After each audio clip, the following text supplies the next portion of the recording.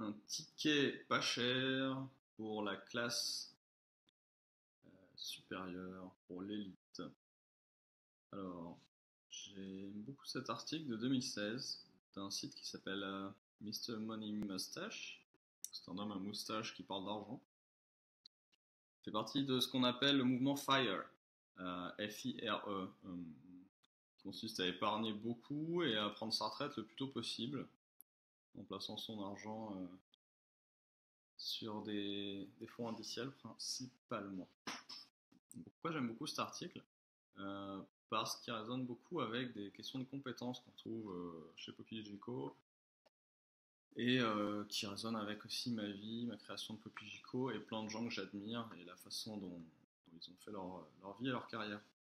Donc voilà, je souhaitais partager ça avec tous les jeunes marketeurs et autres aspirants, nomades et professionnels des professions en ligne. Donc cet article parle de comment lui a pu se trouver dans une position assez privilégiée financièrement et professionnellement grâce à l'utilisation de l'ordinateur tout simplement. Donc il commence avec discutant très rapidement l'importance d'une éducation qu'il appelle fancy, donc un peu éducation de classe, quoi.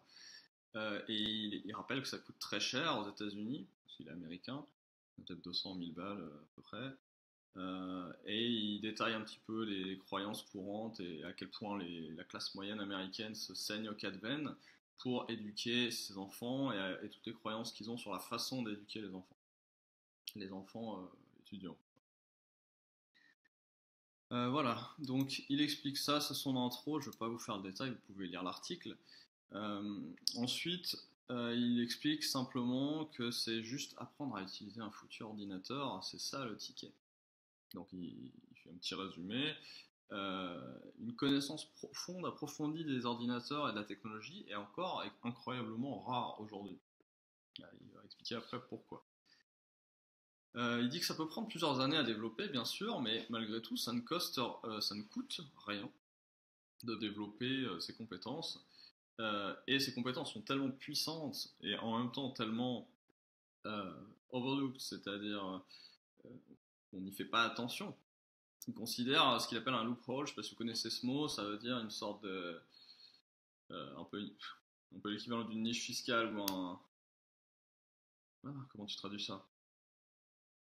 Loophole, c'est une astuce, un peu dans le sens la terre d'une arnaque. Bon, bref, c'est pas très vidéogénique. Donc c'est un loophole dans la société, voilà, vous allez avoir une traduction. Je trouve pas le mot exact pour décrire ça. C'est vraiment l'idée que c'est le raccourci. On pourra appeler ça un raccourci. C'est pas la traduction exacte non plus raccourci, mais dans ce contexte, ça fonctionne.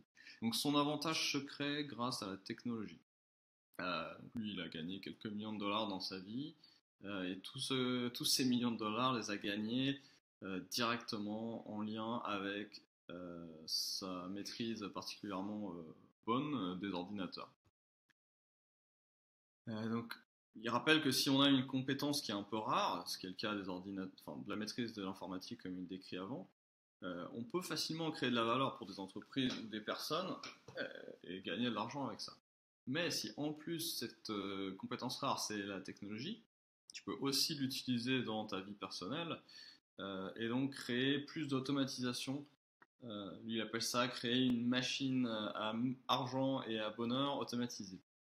Je vous laisse faire marcher votre imagination.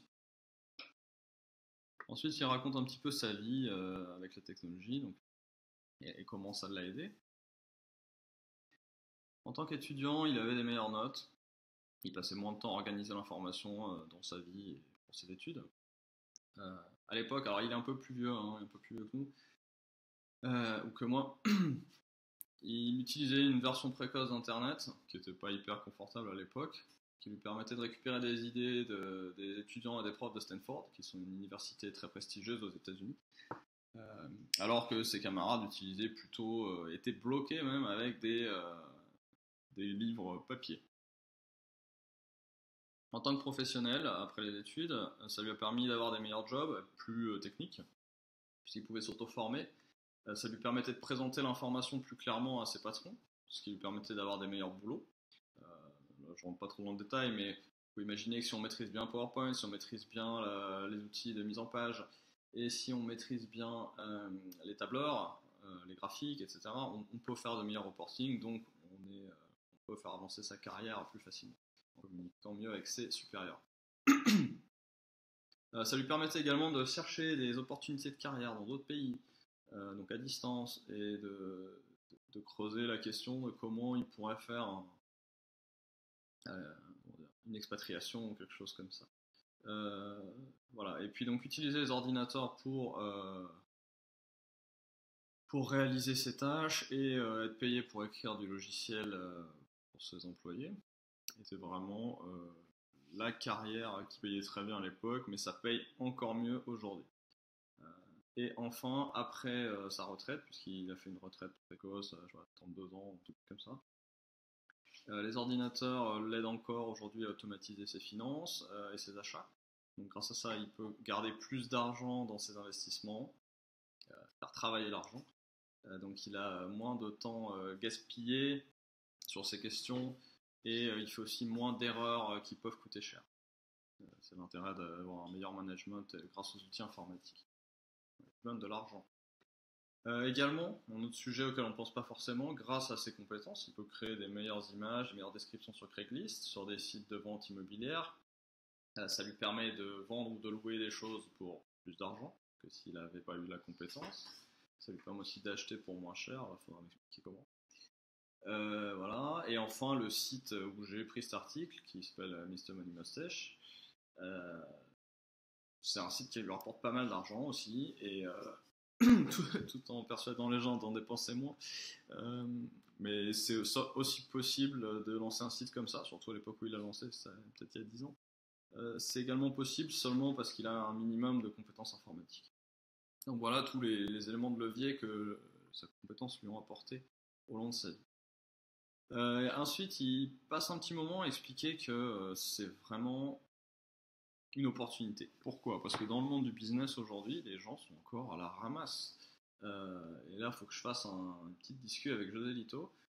Si, je crois qu'il trouvera plein d'exemples que moi j'ai pas en tête là. Et ça sera très drôle. Alors lui, Mani Moustache, il nous raconte qu'il a commandé du béton il n'y a pas longtemps. Alors je vais pas vous faire toute l'histoire, mais le mec au bout du fil, il est pas du tout informatisé. En gros, faut l'appeler la veille après-midi. Et si tu l'appelles à 11h45, ça marche pas. Donc il dit le mec a déjà pas trouvé comment avoir 2 pages sur son agenda. Donc il lui parle même pas d'avoir de la réservation en ligne et un site internet plus évolué qu'une page jaune. Voilà, donc c'était l'exemple bête et méchant, mais comme il rappelle, l'industrie du béton, elle est énorme, c'est des milliards, 35 milliards aux US, je crois. Je me rappelle le chiffre que j'ai vu dans l'article. C'est beaucoup plus que des tas d'industries que nous on voit tous les jours, la bouffe, les cosmétiques, etc. Et c'est très gros. Voilà, donc tout le monde a un ordinateur aujourd'hui et maintenant un smartphone, mais malgré tout, ça reste rare d'avoir des gens qui comprennent vraiment comment la technologie marche. Toutes les grosses entreprises qu'il a regardées sont toujours en train d'essayer de s'adapter plutôt que de vraiment tirer bénéfice de la tech. Alors là, je peux pas vous dire l'inverse, on le voit souvent avec les prospects, avec les clients, la transition numérique n'est pas encore là. Les gens se débattent avec les outils, mais aujourd'hui l'effet de levier n'est pas celui qui devrait. D'ailleurs, ça fait beaucoup parler les économistes parce que la productivité ne monte pas comme elle devrait. Et aujourd'hui, ça a coûté plus cher qu'autre chose de faire toutes ces transitions. Ça commence à bouger avec les startups, qui elles repartent de zéro et mettent vraiment des efforts énormes sur une forme de productivité soutenue par l'informatique. Mais ça prend quand même beaucoup de temps de créer toutes ces nouvelles boîtes, de se battre avec les anciennes, etc. Et les anciennes boîtes, elles ont beaucoup de mal à faire leur transition, la plupart. Voilà, là il prend l'exemple des concessions automobiles. Ils disent des millions, voire des milliards de dollars de propriétés immobilières, de terrains, qui servent juste pour mettre des voitures, pour que les gens puissent les voir et les acheter. Et il dit, alors que ça marcherait très bien en ligne. Et d'ailleurs, commentaire de ma part, regardez Tesla qui a lancé la vente en ligne des voitures, ça marcherait très bien. Alors ça a été fait par d'autres boîtes, mais bon, on est encore loin du compte. Et c'est vrai que d'un point de vue économique, c'est des milliards de dollars probablement de terrains qui sont occupés par des voitures à vendre. qui n'est pas efficace. Si votre téléphone commence à mal marcher et que vous rentrez des vacances, est-ce que vous appelez Apple Support pour un petit coup de main ou est-ce que vous commencez à creuser le stockage interne et voir si vous pouvez supprimer des trucs, nettoyer un petit peu. Encore un exemple de dire voilà, est-ce que vous commencez à mettre un peu le nez dans la tech quoi. Est-ce que vous savez s'il vaut mieux transférer des fichiers via Wi-Fi ou Bluetooth? Bonne question. Ça c'est une question de 2016.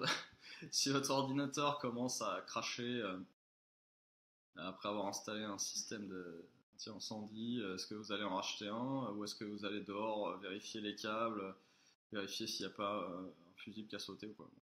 Tout le monde utilise la technologie, mais tous ceux, enfin, à la fois ceux qui comprennent l'entreprise, je suis un peu myopé. Tout le monde utilise la technologie, mais ceux qui la comprennent vraiment jusqu'à son cœur ont un avantage énorme dans tous les secteurs de leur vie.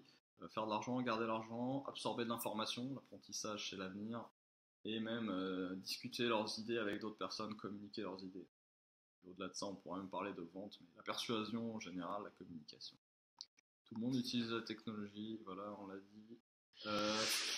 Si vous êtes un investisseur, si vous êtes un réalisateur de films, un constructeur de maisons, un ingénieur, un avocat, maîtriser ces compétences informatiques qui sont rares va multiplier vos efforts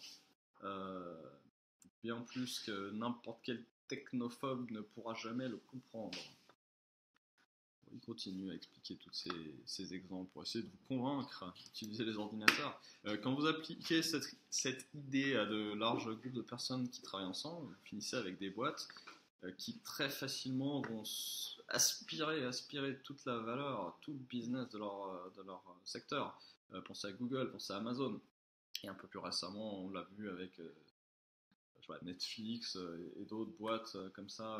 Donc les startups dont je parlais un peu plus tôt. Alors que leurs compétiteurs qui sont moins branchés tech se noient, se débattent dans un marigot de boue avec des machines fax, des fax, et des voyageurs de commerce qui leur envoient des notes de frais. Voilà, les ordinateurs ne sont plus seulement pour les introvertis nerdis à lunettes. De nos jours, c'est aussi le ticket pour la fortune, le succès et même peut-être l'amitié et l'amour. Bon, on s'égare. Donc bref, sa conclusion c'est qu'il faut absolument devenir un badass, donc un gros balèze avec les ordinateurs. Et donc en ramenant ça aux dépenses de la classe moyenne américaine qui veut à tout prix que ses enfants deviennent élite, je pense que la partie la plus importante d'une éducation aujourd'hui c'est cette badassité, pour inventer un mot, technique, bien plus qu'un diplôme qui coûte très cher. En France les diplômes coûtent moins cher mais la conversation reste intéressante. Donc maintenant, il explique comment faire, comment devenir un computer badass. Donc la technologie, ça s'apprend pas en prenant des cours ou en lisant des manuels d'instruction. Vous devez vous immerger dans la chose, vous devez l'utiliser en permanence, vous devez comprendre non seulement comment l'utiliser, mais également comment ça a été conçu et à quoi la personne qui l'a designé pensait quand elle l'a créé, pour chaque aspect du produit. Seulement si vous comprenez le designer du produit, vous comprendrez vraiment la technologie qu'ils ont inventée. Par exemple, si vous récupérez un nouveau gadget, une application, un logiciel, la première chose que vous devez faire, c'est essayer toutes les options de tous les menus, de tous les sous-menus, et comprendre ce que ça fait. Première chose, vraiment comme un gamin, comme un geek, c'est pareil. Prenez exemple sur les gamins et les geeks. Vous n'arrivez pas, allez c'est bon, je vais jouer à mon jeu vidéo direct. Non, la première chose c'est regarder toutes les options graphiques, voir si on peut améliorer un peu la résolution, les textures, pour pas que votre carte graphique ne fume. Donc adapter les réglages à votre ordinateur. Ensuite vous faites un peu le tour des forums, des sites de fans, et vous regardez s'il y a des gens qui font des modifications que vous pourriez utiliser pour faire des modifs vous-même. C'est la vie du geek là, hein. Si vous êtes pas au courant, vous apprenez un petit peu. Vous voulez pas une lecture analogique sur le compteur de vitesse de la voiture, vous voulez un tableur avec tous les paramètres du moteur, euh, 5 fois par seconde, avec la possibilité de faire des graphiques sur toute l'historique, etc., depuis la fabrication de la voiture. Je ne sais pas si vous comprenez la logique là, mais essayer d'aller à la source, trouver comment ça fonctionne, récupérer les données, pouvoir les manipuler et faire autre chose avec. Voilà. Donc il revient sur son histoire d'éducation, il dit que les enfants devraient passer moins, enfin les parents devraient passer moins de temps à se demander dans quelle école ils vont aller et choisir où ils vont habiter en fonction, et passer plus de temps à donner aux enfants du temps pour apprendre à utiliser ces outils, etc. Je rentre pas trop, c'est pas vraiment ma partie. Après il raconte sa vie, son premier ordinateur que ses parents ont acheté en 84, alors à l'époque, pour être sur les ordi, il fallait être geek, hein, t'avais pas le choix. Euh, donc voilà, lui et ses frères, et frères et sœurs, ils ont vraiment passé des heures dessus, ils ont usé le clavier jusqu'à ce qu'on voit plus les lettres. Et alors ça, c'est une histoire que vous entendrez partout. Je sais pas, j'ai Oussama Hamar en tête aussi, qui raconte cet ordinateur qu'il a gagné à, je sais pas, 11 ans, qu'il a dû monter lui-même parce que c'était des mecs de cette époque qui l'avaient offert l'ordi dans le concours. Et qui était un peu, qui avait un peu cet état d'esprit de faire bosser les utilisateurs. Euh, donc voilà, il a dû se galérer, il a dû tout compiler lui-même, et résultat, il a acquis une certaine compétence, et derrière, il a commencé à découvrir le monde du business et de l'informatique très jeune grâce à cet ordinateur. Pareil pour Money Mustache, cette histoire en 84. 90, il a trouvé un ordinateur d'occasion pour 800 $. Pour 800 $, et voilà, il explique qu'il a travaillé dans sa station-service pour économiser ses 800 $, acheter son ordi, et que, en définitive, ça lui a rapporté des centaines de milliers de dollars de travailler avec les ordinateurs après ça. Pareil, au lycée, en plus de, comme il dit, les soirées piscine, les copines, la bière et la marijuana, ainsi que les maths et la physique, il a aussi passé beaucoup de temps la nuit avec son Amiga, qui est que lui considère comme la clé de sa vie actuelle. Voilà, donc bon, cette partie encore, je ne vais pas trop rentrer dedans, mais il explique de nouveau, enfin il résume, il conclut sur comment élever les enfants, comment leur donner cette fibre de comprendre la technologie, pour qu'eux aient vraiment la liberté d'automatiser des choses dans leur vie, d'apprendre plus de choses plus vite, d'avoir un effet de levier sur tout ce qu'ils font. Donc moi, j'ai quelques commentaires là-dessus, pour revenir un peu plus à la question du digital marketing, des digital nomades, et d'avoir une carrière dans le domaine. Alors première chose, on parle beaucoup de digital native, et on avait cet âge des gens qui sont nés avec un ordinateur, avec Internet, qui donc étaient dans l'informatique comme un poisson dans l'eau. Mais ce qu'on constate sur le terrain, c'est pas ça. C'est plus comme dit Manu Moustache, la compétence reste rare, voire est plus rare que jamais. Il y a énormément de digital natifs qui ne savent pas faire grand chose à part aller sur Facebook. Euh, je caricature à peine. Par exemple, ne serait-ce que l'email. L'email, c'est vieux, c'est simple. Pourtant, qui sait vraiment utiliser l'email à fond? euh, Posez-vous la question, hein. Regardez 2-3 tutos YouTube sur l'email, vous allez voir si vous maîtrisez ou pas. D'autres choses assez basiques également, d'autres outils basiques sont aussi mal maîtrisés. Alors comme j'ai dit ça, j'ai rien dit. Un truc important, c'est les raccourcis clavier. Comment vous faites pour aller plus vite? Les raccourcis clavier, c'est la folie. Alors il faut les apprendre. Donc, on n'est même pas à comprendre la technologie, là, on est juste à apprendre des trucs basiques. Les raccourcis clavier. Pensez productivité. Avec un ordinateur, vous devriez aller vite. Donc, c'est vraiment un sujet énorme. Donc, les raccourcis clavier, voilà, apprenez des raccourcis clavier, allez plus vite. Le scrapping, c'est un truc qu'on. Bon, attendez, je vais même pas commencer par le scrapping parce que là on monte, mais avant ça, déjà les tableurs. Qui sait vraiment utiliser un tableur correctement? Oui, Basic Tool, je sais ce que je voulais dire, excusez-moi. Alors, je mets Google Doc, vous voyez, j'ai migré complètement, mais traitement de texte en général. Euh, tellement de personnes n'utilisent pas correctement les sauts d'espace, les styles, qui utilisent ces styles et ces listes à puces correctement sur le Google Doc, ou dans Word, qui connaît les fonctions avancées, qui sait lier les documents entre eux. Bon, il y a énormément de petites choses là, c'est juste qu'on fait pas l'effort d'apprendre ces outils. Alors, nous on a eu un peu de chance, ou moi je sais pas, au collège on avait des cours de techno et on a passé pas mal de temps là-dessus. Et puis bon, à la maison mon père était aussi un peu à fond. Mais malheureusement la plupart des gens aujourd'hui ont pas passé beaucoup de temps là-dessus, et ceux qui sont pas, qui n'ont pas trop d'expérience dans des grandes entreprises, et même ceux-là d'ailleurs, n'ont pas cette finesse d'utilisation, donc ils n'ont pas la productivité.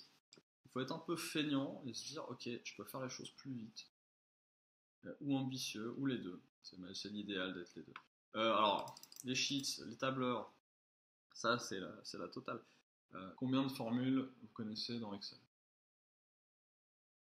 Est-ce que vous arrivez à faire ce que vous voulez? Donc là, il y a plein de formules. Je vais vous mettre à télécharger des listes comme ça. Il y a plein de choses qui s'apprennent assez vite. Après, il faut pratiquer et ça donne une puissance. Ça, plus le scrapping qui est juste en dessous. Donc là, on est vraiment sur la partie de données. Mais les données, c'est la vie. C'est l'avenir. C'est le marketing. Tout ce qu'on fait, il y a des moments où on a des données structurées. Plus on travaille avec ça, plus on pense comme ça, plus on se donne du levier. Et combien de fois j'ai fait des choses en 10 minutes qui, si elles avaient dû être faites à la main, ça aurait pris, je sais pas, une journée. Parfois, ça sert à rien parce que les volumes de données sont petits. Une fois qu'on a pris l'habitude, ça va très vite. Alors je ferai une vidéo juste pour ça, celle-là est très longue, un peu messy. Voilà, et enfin, Illustrator, Photoshop, oui bien sûr, manipulation visuelle c'est la base, alors non pas d'être un designer, mais tester ces outils, regarder comment ça marche, essayer de faire des choses avec. Alors, dans le marketing, il y en a pas mal qui font ça, c'est déjà un peu plus gratifiant que les sheets. Voilà, le code, alors code basique. Alors, je suis mal placé pour parler, j'apprends un petit peu mais pas beaucoup. C'est encore mieux. Plus vous commencez jeune, plus facile ce sera. Donc je rentre pas là-dedans, vous avez compris. C'est un peu l'étape suivante des sheets, c'est du scrapping. C'est vraiment si vous commencez à maîtriser du code, vous êtes pouvoir illimité, quoi. Voilà, et après, à défaut de coder, si vous avez quand même passé beaucoup de temps à vous demander comment ça marche, à creuser, à être curieux, à construire des trucs, euh, vous pourrez utiliser les outils modernes qui arrivent, qu'on va appeler de no-code. Des outils où vous n'avez pas besoin de coder, mais vous avez quand même besoin de comprendre la logique si vous voulez être un minimum productif. Donc voilà, commentaires en vrac, à débattre, c'est ma première vidéo de ce genre, dites-moi ce que vous en pensez, si vous avez des questions, je vais vous mettre le lien vers l'article. Et voilà, plaisir d'échanger, et si vous êtes un gros geek et que vous adorez les tableurs, venez voir par chez nous comment on peut faire du super marketing à distance, en voyageant si c'est votre truc, et comment on rapporte beaucoup d'argent à nos clients préférés avec cette extraordinaire maîtrise de la technologie. À plus.